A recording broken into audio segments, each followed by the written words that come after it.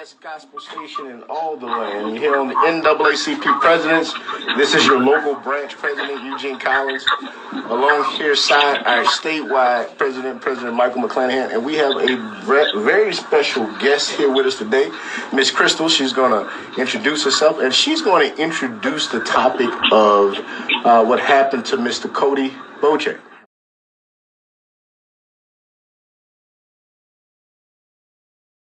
And President McClanahan, I'm going to tell you, it just seems like people don't care when young black people go missing. And we're going to jump off there. We're going to let Crystal speak to some of the facts in the case involving Mr. Cody Bocek.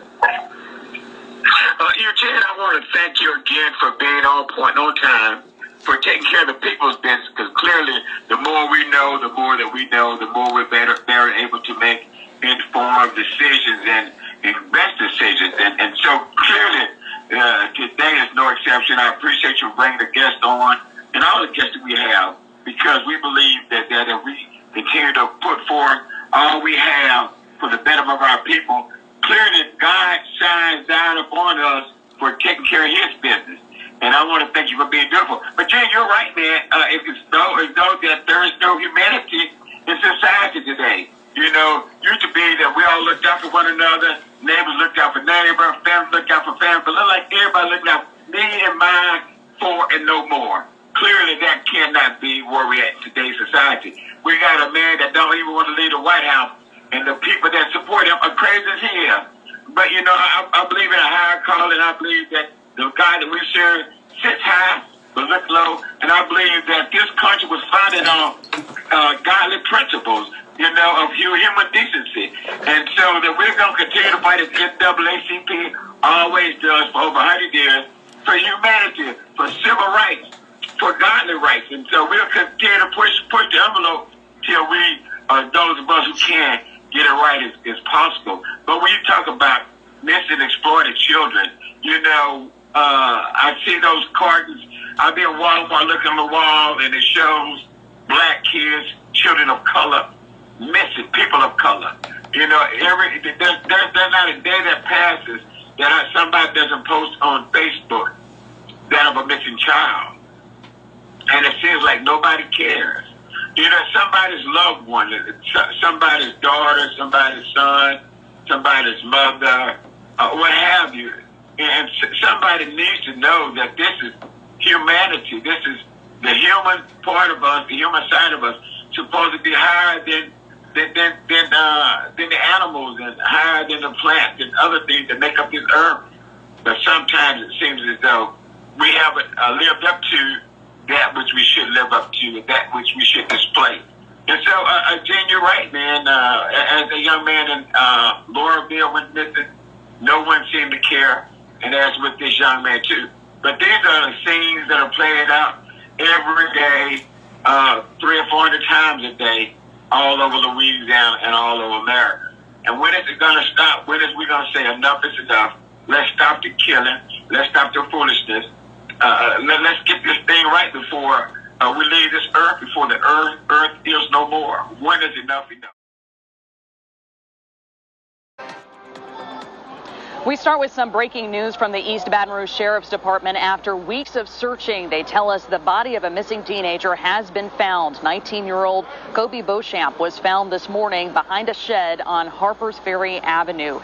Earlier this month, deputies arrested Dane Amon, who reportedly... Okay, so my name is Crystal Ellis, and I am a resident of the Shenandoah area where a Cody Bocek was murdered, presumably on November 1st.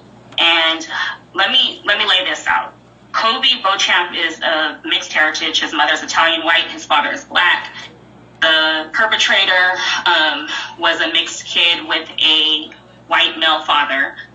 And what got my attention is that there is a privilege that allows the white father of a shooter, a Facebook neighborhood group, the night his son shot somebody and killed him, and identify both his son and the victim and garner support.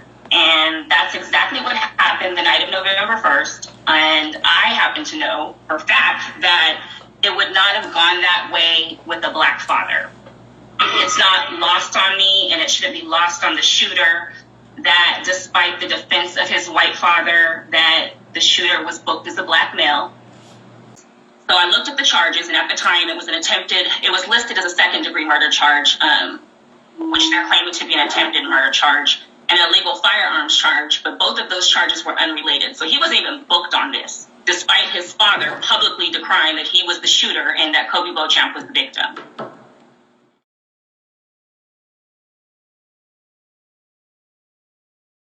You're right, and you could make this, and this is more than assumption. You could always make this statement.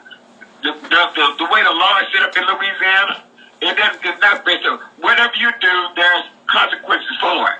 There's consequences for it. Nobody in society, be it law enforcement, be it the neighbor, gets to play judge, jury, and executioner.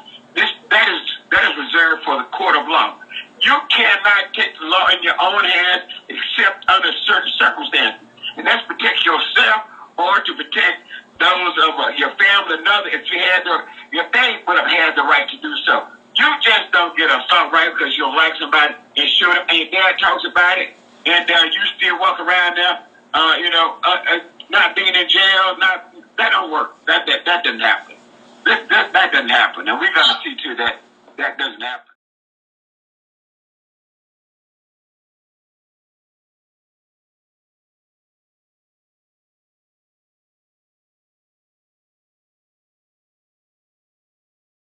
The police were called. Neighbors could attest that they saw possibly somebody injured running through their yards. But still, a search did not ensue. Local media outlets were contacted, but since the police reported that there was no injury, they didn't even run a missing persons report at any point. In addition to that, no other further searches were conducted because there was reported no injuries, right? And when mom even contacted the police, they said, hey, so essentially, they were saying, hey, he has warrants, he's probably somewhere hiding out, wouldn't even listen to mom's concerns. No, they even insinuated that the mother and family were helping him to hide. Yeah, so they assumed that mom... This distraught mother who was worried... Yeah. Yeah, so they made the assumption that mom was helping him hide. So again, never looked into the fact that neighbors were saying, hey, this guy got shot and ran through our yard injured. And they said, well, there's no blood mark, so he couldn't have got shot. This young man, about 2 weeks passed, right, Crystal? About 2 weeks passed. 2 weeks passed. About 2 weeks passed. 2 weeks. Yeah, I get an inbox. I think from his child's mother, saying, "Hey, saw you on something else. We desperately need the help of the NAACP." So immediately we start working to put together a search team. We put together that search team. We create some graphics. We send it around. We get in contact with some media outlets. We even then get the picture of his ID to some law enforcement folks and some elected officials to start moving this issue so we can put this search team together to find this guy. Immediately after that, what happens is, the next day, the law enforcement gets a tip about where Kobe is, which is, correct me if I'm wrong, behind or between the shed and the fence of the house he was supposedly shot at.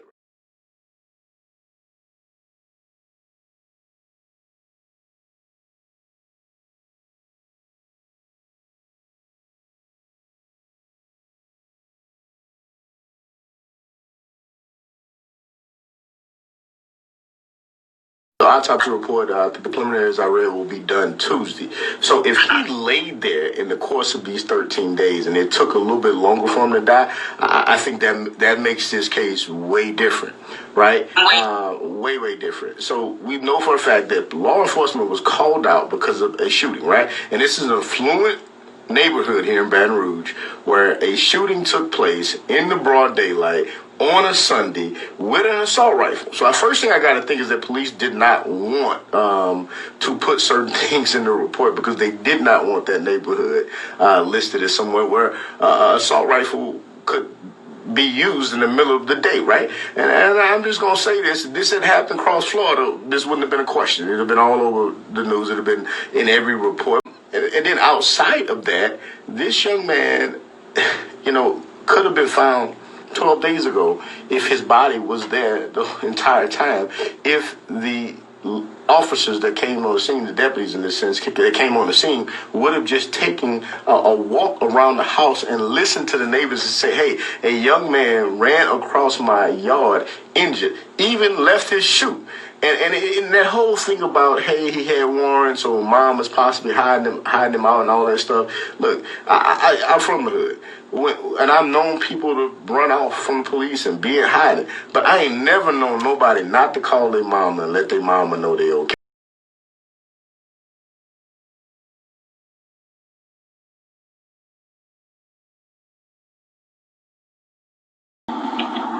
That's the sheriff's department. That's my friend. They controls people. Now we know that you have some low down rotten people in any facet of society, be it doctors, lawyers, law enforcement, judges, accountants, mechanics. You got some good, you got some bad. We have to root out the bad.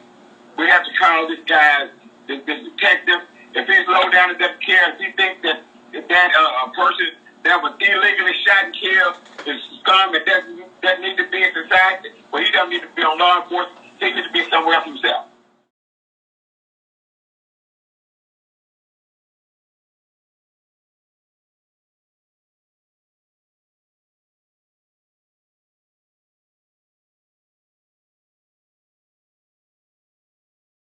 Because that ain't right, and we don't want law enforcement out there doing that. Well, I tell people all the time, if anything happens in my neighborhood or in my house, the first people I'm going to call are some law enforcement. But I promise you, we hope that the good ones come and the bad ones kick their butts where they at. Because we don't want to add to our woes, to our trauma. They don't need to traumatize our community, and we don't need to be afraid of them. We were taught, to respect them, but you don't get no respect out of me if you're doing dumb stuff. Oh no, it ain't gonna work. Now,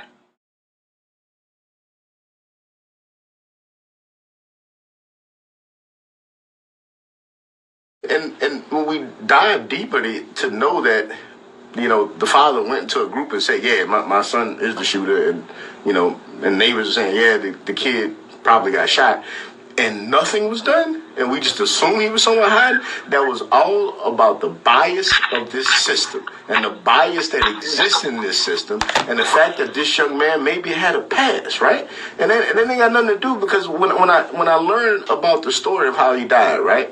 I don't know how he lived. I didn't know him, right?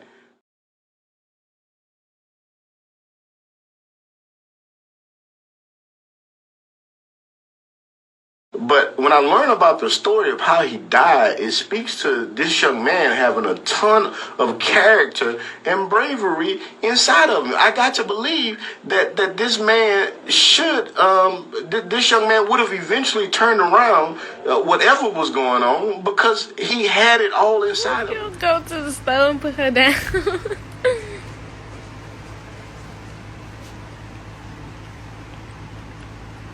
Not the fact that he was trying to be in his kid's life. Not the fact that he left and faced certain death, protecting his mama and his sister. Like those are things that I think are commendable. And I just had to say that, because in all of this, I know as this story grows, and if he has died on another day besides November 1st, that they're going to try to paint a certain image of him, because that's just what this system does to young black men. Keep that in your head, that this young man spent the last few days of his life doing the right thing. And you're so right, but I'm going to even say, even if he didn't, he still does not have the right to die like that. This is America. This is supposed to be the most humane society of all society. This ain't no foreign country. He didn't deserve that. They don't do that to animals. They don't do that to dogs. I promise you. You kill a dog, you go to jail. You get 6 years. Ask Michael Vick. I'm sorry. No matter what he did, he didn't deserve it. That should not happen in 2020. And it shouldn't happen. Dan, you're so right, man. Because if you think about it, if you put all this into a totality of what's going on with persons of color, it's atrocious. It's almost like black lives, people of color lives don't matter. And they do. We're humans. For a white father to get on a social media platform, and you're right.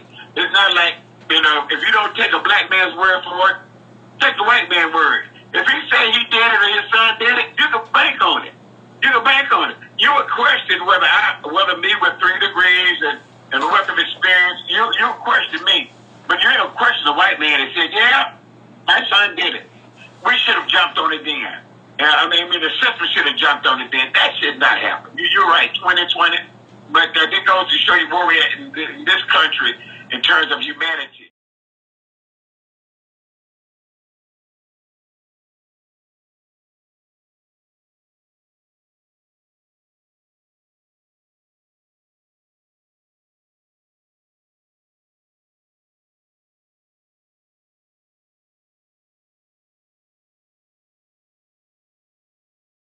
And President McClellan, we talked about this earlier with crime in our communities and all that good stuff. I think there needs to be a real acknowledgement that gang activity exists in Baton Rouge. For whatever reason. Yeah, for whatever reason, we shy away from that. I don't know whether we just want to think of ourselves as small town Louisiana where things like that don't exist, but they do exist here. And this situation is one that highlights that. And we really got to start looking at preventative measures to keep our boys from entering those things, right? And there's just not enough out there. You say what you want to say, there's just not enough, right? Outside of that, my heart goes out to this Beauchamp family. Should have never found out about this in the Facebook group. Shouldn't have had to wait 13 days if their baby was literally around the house between the shed and the fence. That's a quick walk around. There's no excuse for that.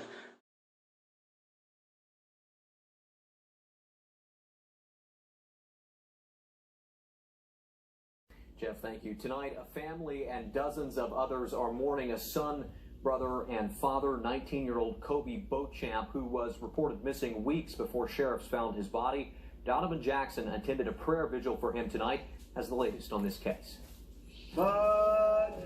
Family and friends gathered tonight to remember the life of 19-year-old Kobe Beauchamp. East Baton Rouge sheriffs found Beauchamp dead in a backyard on Harpers Ferry Drive in Baton Rouge Friday. He'd been missing for 2 weeks. Arrest records for 18-year-old Dane Amon says he shot at Beauchamp. We have his mother here and the rest of his grieving family, and we want to show that there are people that are concerned for him. Crystal Ellis says this family's cries tonight are even heavier after spending weeks conducting their own search for their missing loved one. They argue law enforcement's response was delayed. They are understandably frustrated and distraught that not only did they lose a son and a brother, and he was a father, so his daughter lost a father as well. They had to go through this process where they begged and pleaded for help, and nobody listened. Now that this grieving family has recovered Beauchamp's body, they are hopeful to move forward and find peace in the love he leaves behind. Cody had a love for his daughter, so much had a love for her. Oh my God, he brought her to services on Sunday morning. There is a community of people that do support them and do care what happened to their son and do hold value in his life. Deputies are still investigating Beauchamp's death. The coroner is expected to determine how he died later this week. Donovan Jackson, WAFB 9 News. We're trying to thank the community members in Shenandoah that did support this family, whether it was privately. I do want to thank those that came forward because it was tremendous work that was done. Yeah. And wouldn't have done otherwise. Yeah, that neighborhood stood up in this, and I think that's something that needs to definitely be said, is that neighborhood of Shenandoah stood together, came together and said, hey, we're not gonna let this go. We're gonna keep pushing. We're gonna keep calling. We're not gonna stop until we get somebody that's willing to help in this situation. So that neighborhood did the right thing.